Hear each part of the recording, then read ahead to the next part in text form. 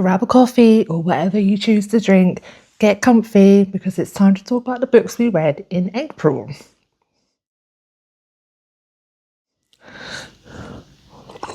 Hi guys, hope you're all well. Thank you so much for joining me in this video today. As you can see from the title, it's time to talk about the books I read in April, which for me was not the best month, and I'll talk through that because I was going through a bit of a reading slump, but luckily I'm out of it now. I've not long got back from a bit of a book shopping spree with my sister, and it's just got me all excited about books, and I just felt the mood to record this video. Well, I'm in a bookish, lovey mood. So I read 7 books this month, which for me is very good. I'm wondering now if I've calculated that right.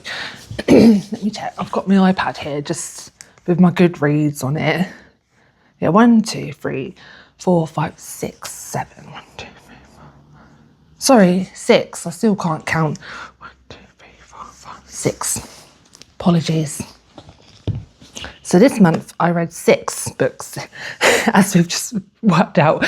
And yeah, that's still pretty good for me because I don't normally read many more than say 4 or 5. It tends to be about 1 a week. So this was quite a good month considering I was in a reading slump, but I think that helped it. And I'll go through it now. The first book I read, which was not a thriller and something I've had on my shelf for a long time that I picked up in a charity shop, is HoneyBee by Dawn O. Porter. And another thing that I loved about this is that it's the bigger size. I think it must have been bought in an airport, so it's just nice to hold, and it's sort of like a hardback but not. It was nice to like physically read this book, and I would say I read this because I just fancied a little step away from thriller at the beginning of the month. I think I started this at the end of March and finished it in April, but it was okay. I mean, it did what it needed for me. I just fancied something girly, something about like something light-hearted, and that's exactly what it is. It's about 2 friends who are figuring out their life as adults. They're in their young 20s and they've gone off, done their own things for a few years, and then they've like built a life together back as like living together, and their friendship and the things they go through whilst they're like in that transition. And I mean, it's quite humorous. I've read some of her books before and I've always laughed at some of the bits. So I knew like I was probably going to get that again from this book, and that's exactly what it did. It was quite funny. There's a couple of bits that I actually highlighted because I really like the quotes. There was a lot of mentioning about, you know, being a woman and what it's like for us in regards to the world we live in. And yeah, I just thought it's sort of somewhat inspiring because it gave you a bit of an insight on what it's like to be a woman. I gave this a 3-star on Goodreads. I would probably rate it more a 2.75, but obviously you can't do that on Goodreads. But you know, it did what it needed for me, but it wasn't like amazing. It just ticked my box of something girly and funny. And I did like the beginning more.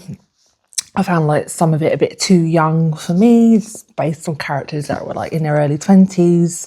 I'm sort of in that next decade, so I could understand from looking back at my 20s, but it felt quite young for me. So it's definitely aimed at a younger audience. But you know, she's a good writer and I would recommend her for something light-hearted. Next up is one of my all-time go-to thriller authors at present, was Miss Freida McFadden. I'm sure you might have seen if you've watched some of my videos, and thank you if you have been. I really appreciate you being here. It does mean a lot to me. And while I'm on the subject, thank you so much for the lovely comments I've received on some of my videos over the last couple of weeks. It really is lovely to see people engaging, so thank you so much. This one has been on my shelf for a little while, along with a few others, and I'd heard mixed reviews about this one, like we do with most of her books. But this one is The CoWorker. I rated this one a 3-star, which is sort of, you know, to me, when it comes to Freida, that's about average. When a book of hers is sort of 4 to 5, like, I've clearly really liked it. Like, The Housemaid was up there. So this was nowhere near like The Housemaid, but I did enjoy it. It kept me wondering throughout.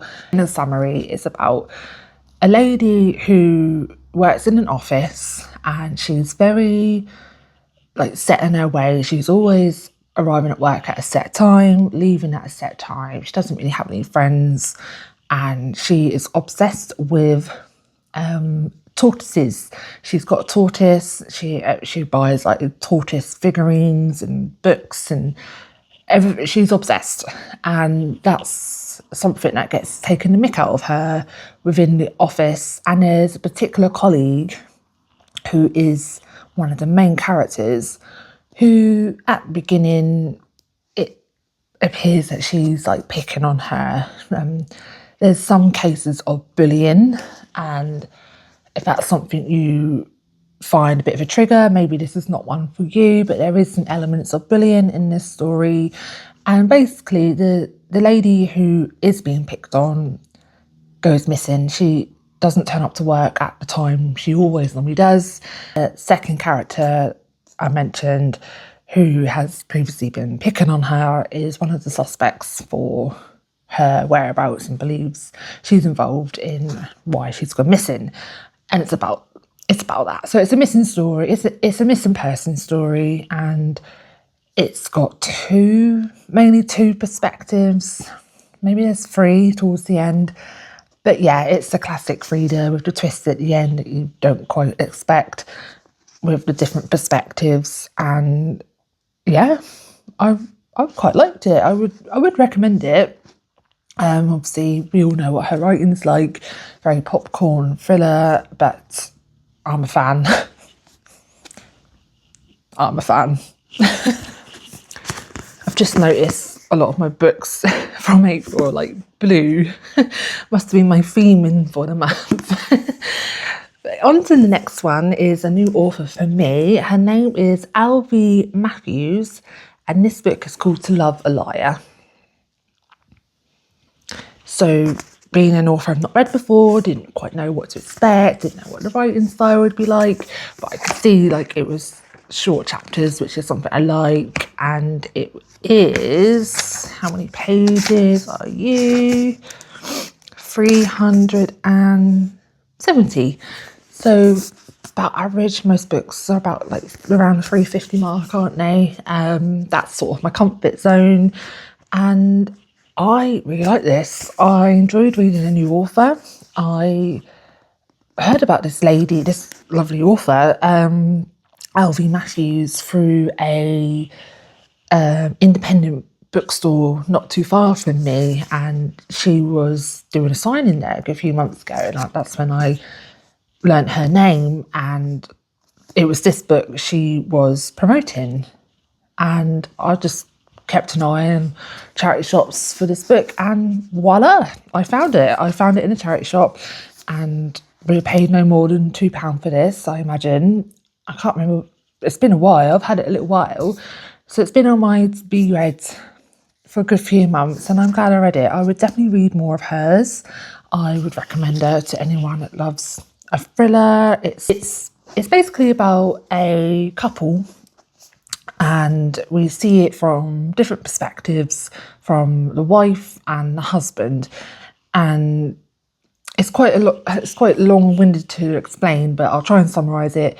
Basically, this married couple, they've lived their life. He was once a undercover detective, and one of the cases he worked on 19 years ago, he ended up having an affair with a lady who didn't know he was undercover.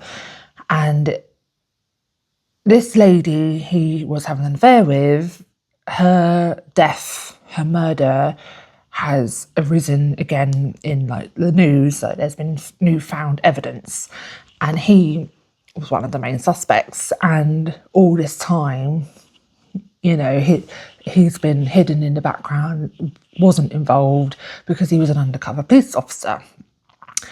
And it all unravels. It's about actually what happened with the wife, what she knew, what she didn't know.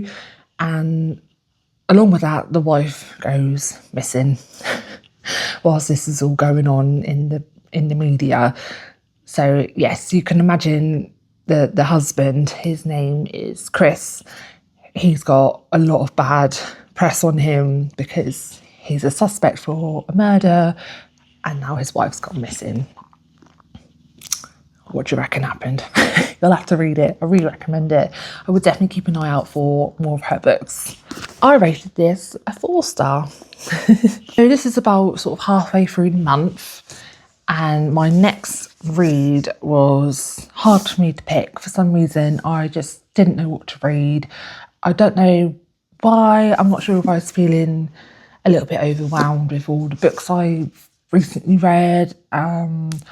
Needed a break from thrillers. I'm not too sure. I don't know what's going on. And then I realised, well, I'm obviously having a reading slump. I was talking to my sister about it, and she felt the same not too long ago. And she was just saying how she felt, and that's exactly how I was feeling. I just wasn't motivated to read. I didn't know what to read, and I don't know, I was just, in general, like my other little hobbies, I just wasn't really ever in the mood, which was really sad, because like they're my ways of switching off from the world, and I just felt a bit lost, to be honest.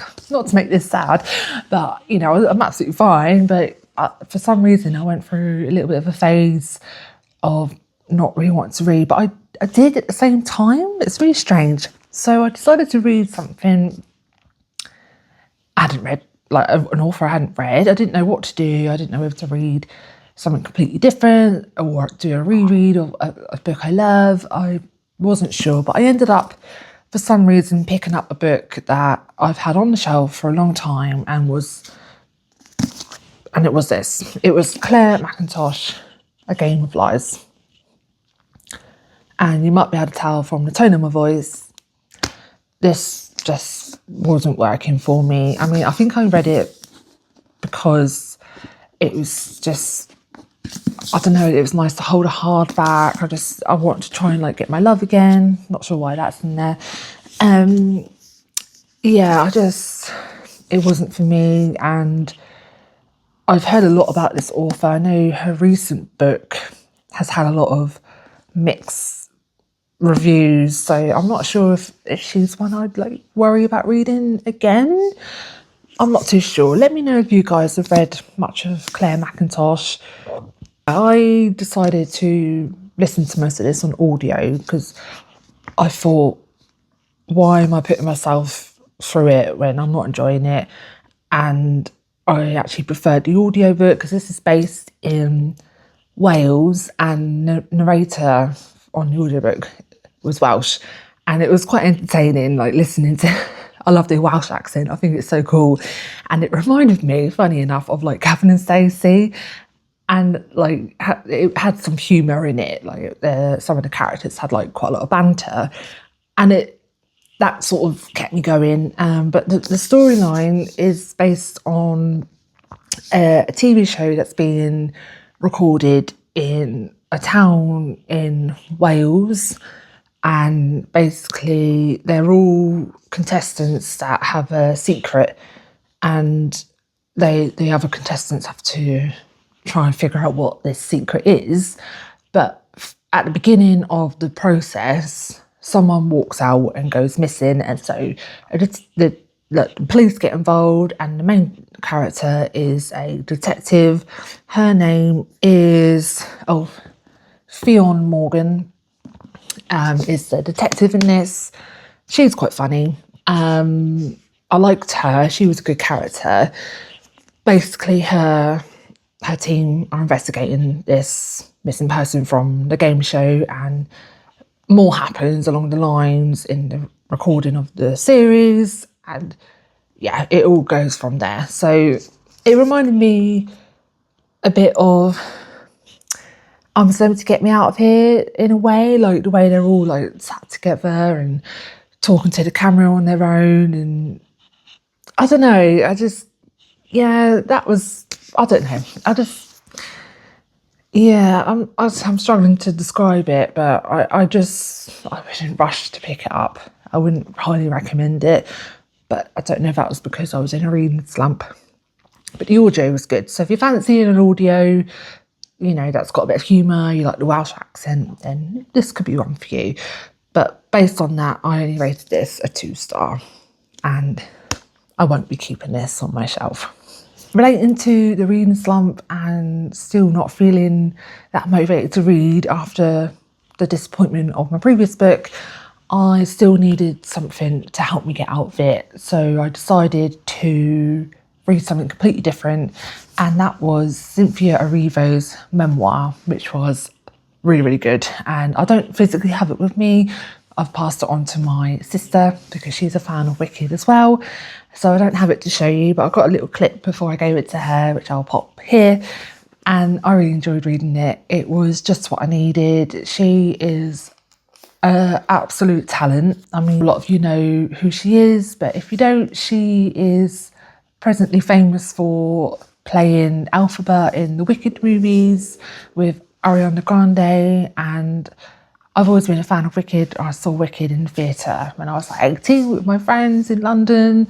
Absolutely loved it, and the 2 movies that have come out over the last couple of years are brilliant. I've got the Blu-rays, so I've always got them to watch at home. I've got the book up here, so I am a fan, and I just think she is such an amazing actress and singer, and I love to get to know these celebrities a bit more and learning about their background, because they're all just as human as we are. Like, just because they're famous doesn't mean, you know, they don't have a background and a childhood. So I really enjoyed learning a bit more about her. Very humbling background, you know, very standard upbringing, and this book, well, memoir, was really good. And what I liked about it also is she had elements of sort of talking to the reader, like asking questions back, and it was like really caring and like presenting self-care to you as the reader. And it did make you think about those questions she was asking at the end of most chapters, and it was just really lovely and nice to learn a bit more about someone, I think, who is incredible.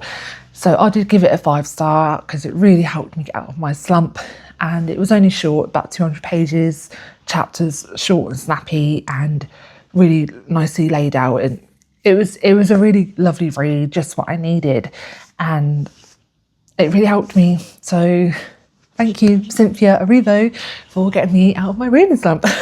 And we're on the last book already. Doesn't it fly by when you've not read many books in a month?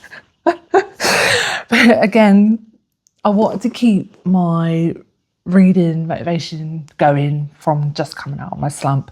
So I did read another Freida McFadden book. Now, I'm sorry if that's really boring, but I really want to get through her backlist. I've got a few here that are to be read, but many more that I haven't purchased, but maybe I could get through them on my Kindle, which I'm hoping to start reading again, maybe like from June time. We'll see. But I read Do Not Disturb. And I've got to say, I thought it was great.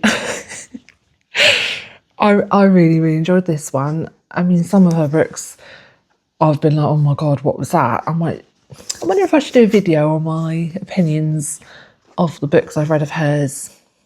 Let me know in the comments, would that be something you're interested in? Because I know she is like Marmite, as I've said before, and a lot of people don't like her writing, sorry. But some people love her. I don't know. Should I do that? I'll plug that in my head as an idea for a video. Anyway, back to the book. So Do Not Disturb is about, let me summarise this as simple as possible because it's quite a long blurb. It's about Quinn, who at the very beginning of the book has done something she shouldn't have done. She has left her husband in the kitchen with a stab wound. Now, she did it on purpose because there is some domestic violence going on. So if that's a trigger, maybe this isn't a book for you. But it's not touched on a lot, but it's mentioned just so you're aware. But she, at the very beginning of the book, this has happened and she runs away, and where she lives in America somewhere, they've had a blizzard, a sort of snowfall. You know, the roads are solid with snow, so she needs to pull over, and she ends up staying in a motel nearby her home, not too far from home. And she just wants to go somewhere really quiet and hide for the night with the intention to leave the next morning and hit the road. But that doesn't happen. The guy at reception is a bit strange, and when she gets her room, she comes across another lady who's staying in the room next to her, who's also a bit strange. And she also finds out a bit later, that there's a house not far from the motel that looks into her room, and there's another lady watching her. So it's all a bit strange. She feels very uncomfortable, getting the creeps from this reception guy, and doesn't have the greatest night. So it's all a bit freaky for her, and she just wants to go. But that doesn't happen. And it's about these people. There are 3 perspectives, maybe 4, in this book, from Quinn, her sister, and also the wife of the reception guy at the motel. And it all links up. It's sort of got like 2 stories in one, because we hear a lot about what's going on with Quinn and her unalived husband and her sister, but we're also talking about the couple that run the motel. So the guy that on the reception and his wife, who is in the house behind the motel, who watches through her window. Now, that's taken me a very long time to explain, and I haven't probably explained it very well, but for a Freida McFadden book, this was up there. I gave this a 4-star. I thought it was really, really good. It was much better than a few I've read, and it was close to The Housemaid sort of feeling, because I could not wait to pick it up again. I was reading much more than I normally do, like in the evenings, on my work lunch breaks. I couldn't wait to pick it up, and that's what reading should be. And it's really helped with my motivation for reading, and that's what she does. She is just a queen of popcorn thriller, and I love that. It really, she just gets you, and this one did. So I recommend this one if you want to get into some Freida books. I think this one is up there with The Housemaid. So that concludes what I read in April. I know it's not a lot of books, but for me that's pretty good. I'm looking forward to May now that I'm out this reading slump, and I thought I would show you very quickly what I'm starting May with, and it's The Witch Trial by Harriet Tice. Of course, I will talk about this in my May wrap up, but I've had this for about a month or so. I went to her book signing with me and my sister, and I know I mentioned my sister quite a bit, but she's like my book bestie, and we talk about books all the time, and she signed it, and it was so cool to meet her. I mean, we watched The Traitors, big fan of that, so it was really cool to see her as an author, but also from The Traitors perspective. And the signing was really good. It was very intimate, and it was in Waterstones. I loved it. I had a great time, and we're sharing this book, so we only got one between us, and I'm going to read it next. And I'm really looking forward to digging into this one, which is her latest novel. I mean, I don't very often read like brand new books at the time they come out, so this is quite rare for me. But yeah, I'm really excited to read this one. I won't say much about it, but subscribe if you want to find out what I think about it, because I will mention this very soon. So that's April done and over with. We're now into May.